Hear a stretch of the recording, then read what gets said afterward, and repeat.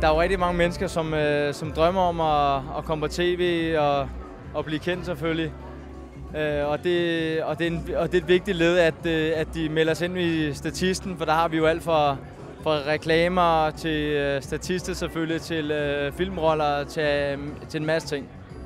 Jamen, jeg tror, at der er mange mennesker, der har en drøm, og et af, at vi alle sammen selvfølgelig ser en masse fjernsyn, men folk vil måske også gerne, hvad kan man sige, de har måske en drøm, at de gerne vil videre, og de vil gerne prøve nogle nye ting, og et kan være de tv-programmer, der kører nu, men med det andet er det, eller hvad de gerne selv vil, så selvfølgelig så er Statisten et rigtig, rigtig godt program at begynde på.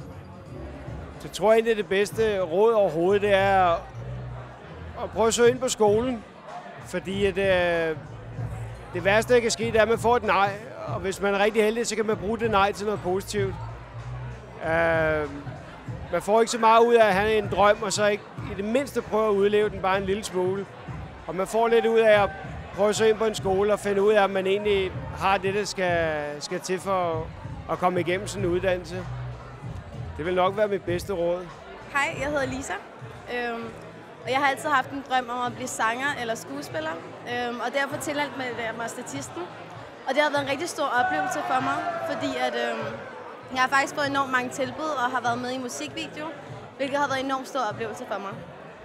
Mit navn det er Markus Haslund Christensen, og min største drøm det er nok at blive model eller skuespiller.